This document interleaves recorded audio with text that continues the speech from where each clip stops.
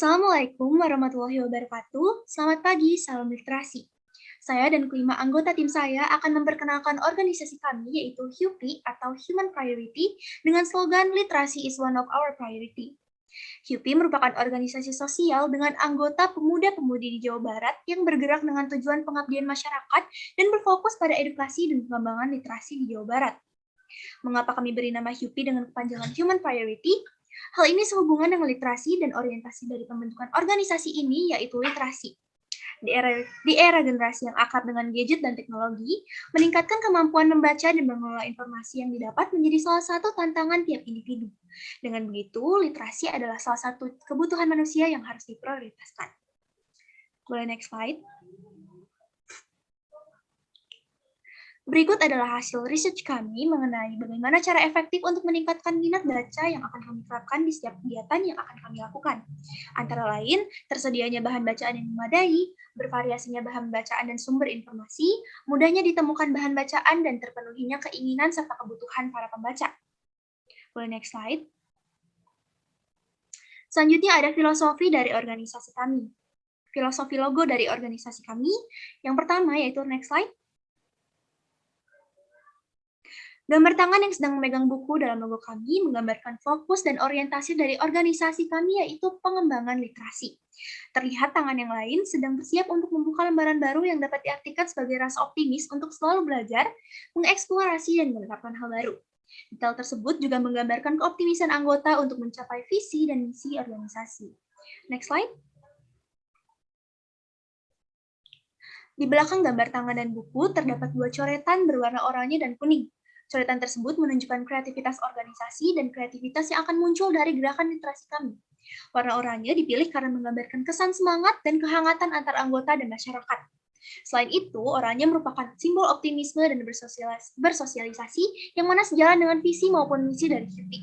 Sementara itu, warna kuning dipilih karena memberi kesan cerah dan bahagia, di mana kami selalu berusaha untuk membuat kebahagiaan baik dalam internal maupun eksternal organisasi.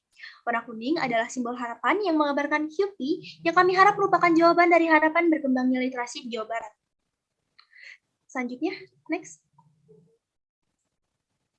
Nama HUPI pada logo kami beri warna berry rosy yang elegan dan menarik perhatian yang sekaligus menggambarkan keantusiasan dan kesungguhan para anggota organisasi. Untuk struktur, visi misi, identitas, dan budaya organisasi kami akan dijelaskan oleh Amelia.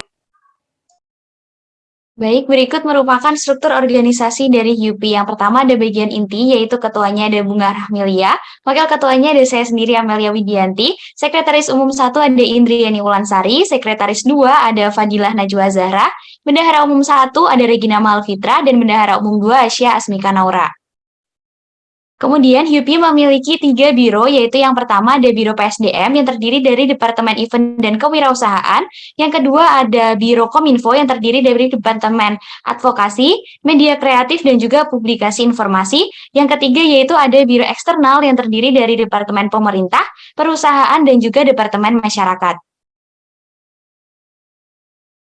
Nah, HUPI sendiri memiliki visi yaitu terwujudnya HUPI menjadi organisasi yang dapat mendorong meningkatnya minat berliterasi masyarakat Indonesia sehingga tercipta masyarakat yang cerdas dan juga kreatif yang diciptakan dengan yang pertama, menciptakan lingkungan organisasi yang bersifat suportif dan kekeluargaan, yang kedua menjadi teladan bagi lingkungan sekitar untuk gemar berliterasi, yang ketiga menciptakan kegiatan sosial yang aktif dan dinamis di berbagai wilayah Indonesia, yang keempat yaitu menyediakan media untuk berliterasi bagi seluruh masyarakat dari berbagai latar belakang usia dan tempat tinggal.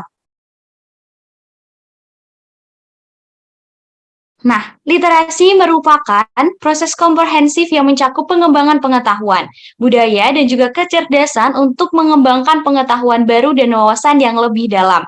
Menurut survei literasi di Indonesia, pada tahun 2021, indeks atau skor literasi di Indonesia menunjukkan Indonesia masih memiliki tingkat literasi yang rendah. HUPI hadir menjadi wadah perkumpulan para pemuda yang peduli dengan literasi masyarakat. HUPI merupakan organisasi yang bergerak di bidang sosial, dengan fokus utama kesadaran literasi masyarakat Indonesia. HUPI memiliki berbagai program kerja, baik program kerja jangka pendek maupun program kerja jangka panjang. HUPI berpusat di Kota Bandung, Jawa Barat. Tapi meskipun demikian, UPI memiliki cakupan wilayah yang lebih luas, yaitu seluruh wilayah di Indonesia. Pergerakan UPI dimulai dari lingkungan sekitar, kemudian meluas ke daerah-daerah sekitar Bandung yang mudah dijangkau, dan ke seluruh wilayah Indonesia. Nah, Noe dan Moni dalam bukunya menjelaskan bahwa budaya organisasi terbagi menjadi dua, yakni open and participatory culture dan closed and authoritative culture. Nah, organisasi kami menjalani budaya open and participatory culture dengan karakteristik budaya organisasi sebagai berikut. Yang pertama yaitu adanya pencapaian tujuan hasil yang tinggi dan didukung dengan adanya rasa saling percaya sesama anggota. Yang kedua, sifat komunikasi yang terbuka. Yang ketiga, kepemimpinan berjalan dengan suportif dan penuh perhatian. Yang keempat, menyelesaikan masalah bersama. Nah, orientasi kami berfokus pada proses dan outcome yang dihasilkan dari setiap kegiatan, sehingga setiap hasil dari kegiatan yang kami lakukan memiliki manfaat bukan hanya bagi tim, tetapi juga bagi masyarakat. Nah, penjelasan selanjutnya akan dilanjutkan oleh Indriani Wulansari. Oke, program selanjutnya yaitu program rencana proyek jangka pendek. Next. Program yang pertama ada Bestari Bus Library, merupakan sebuah perpustakaan keliling sebagai upaya untuk menjangkau lebih banyak orang, khususnya masyarakat di daerah dengan akses transportasi dan informasi yang terbatas, sehingga mereka dapat membaca buku-buku yang bermanfaat. Nama Bestari ini memiliki arti luas dalam pengetahuannya, berpendidikan baik, dan budi pekerti yang baik. Kami juga mendefinisikan Bestari sebagai akronim dari Bersama Berliterasi. Bestari Bus Library ini berfokus untuk meningkatkan literasi di Indonesia dengan menjangkau daerah-daerah yang masih terbilang terpencil di wilayah Jawa Barat. Bestari berencana akan beroperasi di 12 desa di wilayah Bandung yang akan menyebarkan gerakan literasi dengan memfasilitasi buku-buku yang bermacam-macam serta sebuah booth untuk belajar membaca bagi warga desa yang belum melek huruf. Proyek ini tidak berhenti hanya dengan bus library yang tidak bisa diakses setiap hari, tetapi ada buku-buku yang disediakan di seluruh desa yang telah dikunjungi.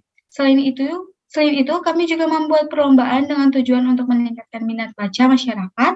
Dengan demikian, masyarakat desa dapat membaca berbagai literatur kapanpun yang mereka inginkan, sehingga tingkat literasi akan menjadi dengan signifikan.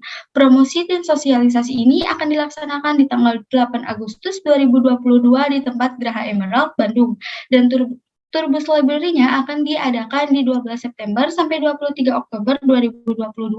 Next slide.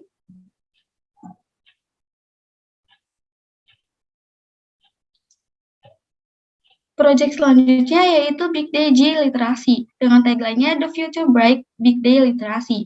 Acara ini merupakan sebuah pekan raya pameran buku yang bertujuan untuk meningkatkan literasi di kalangan umum. Acara ini juga memiliki beberapa rangkaian acara, di antaranya adanya sambutan-sambutan dari berbagai menteri dan gubernur, penampilan kesenian mulai dari musik pop, musik dari daerah khususnya Bandung. Selain itu ada talk show yang akan diisi oleh narasumber yang peduli terhadap literasi, dan ada penampilan guest untuk memeriahkan acaranya. Dalam acara Big Day Literasi Expo ini akan ada booth-booth yang berisi buku-buku mulai dari buku untuk anak-anak hingga orang dewasa.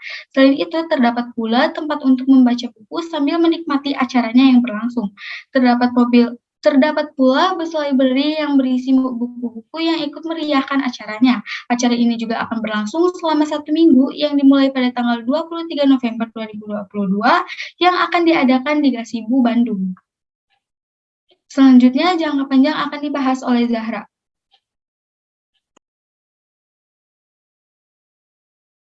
Baik, di sini saya akan melanjutkan untuk menjelaskan mengenai proyek jangka panjang dari organisasi UPI. Nama proyek yang pertama yaitu Explore K-Library. Explore K-Library merupakan sebuah proyek untuk membangun tempat yang memiliki tujuan untuk mewujudkan Indonesia maju yang berdaulat, mandiri, berkepribadian yang berlandaskan gotong royong melalui budaya literasi. Dalam Explore K-Library ini berisikan sebuah perpustakaan, ruang belajar, coffee book, mini museum, dan tempat nongkrong di tengah kota yang ada di Bandung.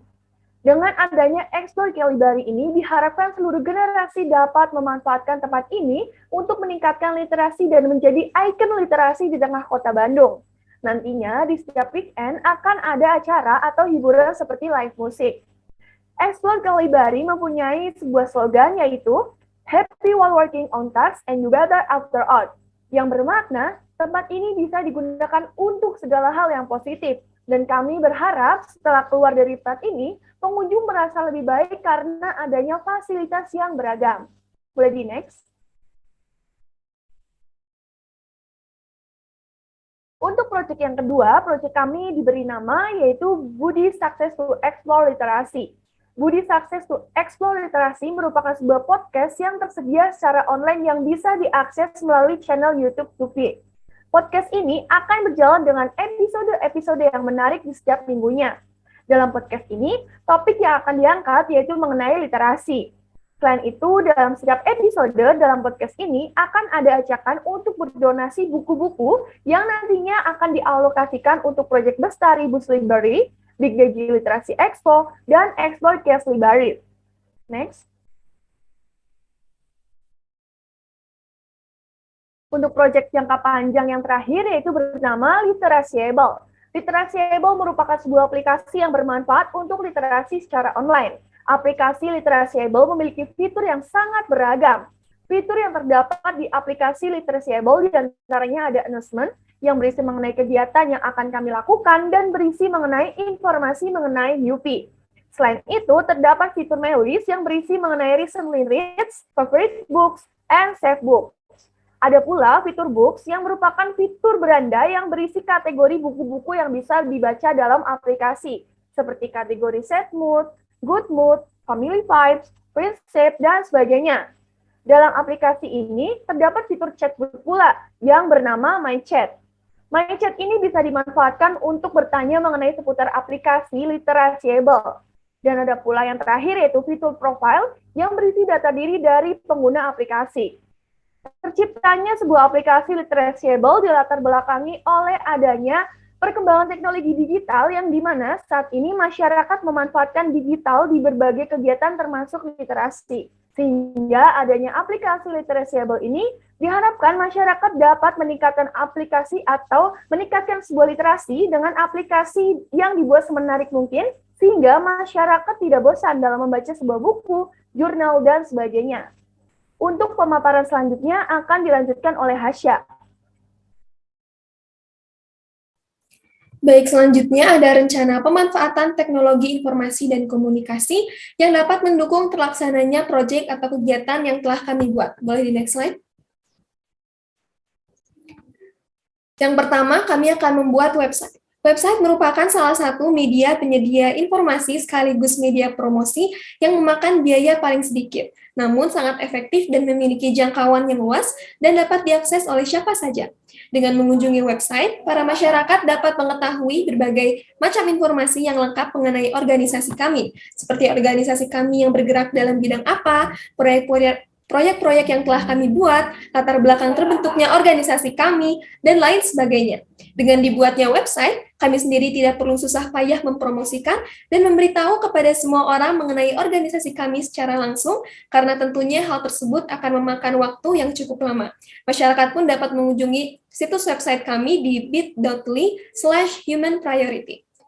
Poin selanjutnya akan dijelaskan oleh Regina. Oke, Hyupi juga memanfaatkan electronic mail atau email dalam perihal menerima dan mengirim surat resmi, seperti mengirim proposal, permohonan izin, laporan, dan lain-lain. Email Hyupi juga kami manfaatkan sebagai tempat penyebaran informasi berupa undangan kepada masyarakat yang ikut berpartisipasi dalam acara kami. Email Hyupi juga berguna sebagai pusat kritik, saran, dan aduan untuk masyarakat mengenai kegiatan kami yang nantinya akan kami hubungi secara resmi dalam menjawab pertanyaan tersebut. Next. Selanjutnya Instagram. Dalam penyelenggaraan program Hyupi, kami juga membuat akun official Hyupi di media sosial, yaitu Instagram. Hal ini bertujuan untuk kami bisa melakukan promosi dan memberikan informasi kepada masyarakat mengenai yang akan kami selenggarakan. Dalam perihal berpromosi, kami juga akan melakukan kerjasama dengan para influencer yang aktif di media sosial, yang nantinya mereka akan turut ikut membantu mempromosikan dan menyebarkan informasi akan keberlangsungan acara kami. Masyarakat bisa mengunjungi akun Instagram kami di @yupi_library. Next. Selanjutnya YouTube. YouTube juga menjadi media sosial yang kami manfaatkan dalam berpromosi. Menurut Rauf Nuryama dalam artikelnya, hampir 50% dari penduduk Indonesia mengakses YouTube. Hal inilah yang memotivasi kami untuk memanfaatkan YouTube dalam program kerja kami. YouTube juga kami gunakan untuk pendokumentasian secara lengkap pada rangkaian acara kami. Di beberapa kegiatan kami juga akan melakukan siaran langsung atau live dengan memanfaatkan dua media sosial kami sekaligus, yaitu Instagram dan YouTube. Masyarakat bisa menonton ulang rangkaian acara kami di channel Hyupi TV. Selanjutnya akan disampaikan oleh Hasya. Baik, selanjutnya kami akan membuat akun TikTok. TikTok merupakan sebuah platform media sosial yang memberikan akses kepada penggunanya untuk menggugah dan menikmati berbagai video kreatif dengan durasi antara 15 detik hingga 3 menit. Berdasarkan data dari periklanan ByteDance, Jumlah pengguna TikTok di Indonesia mencapai 92,7 juta pada tahun 2022. Meskipun awalnya TikTok hanyalah merupakan sebuah aplikasi untuk berbagi video, namun kini platform tersebut juga digunakan untuk mempromosikan dan mengenalkan suatu bisnis atau perusahaan. Dengan adanya TikTok, tentunya dapat mempermudah kami untuk mengenalkan organisasi kami, yaitu Hyupi. Kami akan membagikan berbagai konten menarik yang berkaitan dengan organisasi kami dan tentunya literasi. Selain itu, kami juga dapat bekerja sama dengan para TikTok content creator untuk menyebarkan kesadaran berliterasi di kalangan masyarakat Indonesia. Boleh di next slide? Baik, yang terakhir kami akan membuat sebuah aplikasi yang bernama Literacyable. Aplikasi kami tentunya akan memudahkan masyarakat untuk mengetahui berbagai informasi dan layanan yang kami sediakan. Hal utama yang kami sediakan dalam aplikasi kami adalah e-book atau buku elektronik yang dapat diakses dengan mudah sehingga masyarakat dapat membaca buku dimanapun dan kapanpun. Selain itu, kami juga menyediakan berbagai video animasi yang memungkinkan para pengguna untuk membaca buku dengan animasi sebagai visualisasinya. Kemudian, kami juga berencana untuk melengkapi aplikasi kami dengan fitur hiburan seperti games atau quiz yang masih berhubungan dengan literasi. Boleh di next slide? Baik, cukup sekian presentasi dan juga pemaparan mengenai organisasi yang telah kami buat, yaitu Human Priority. Kurang lebihnya mohon maaf. Wassalamualaikum warahmatullahi wabarakatuh. Selamat pagi dan salam literasi. Hyupi! Literasi is one of our priority. Terima kasih.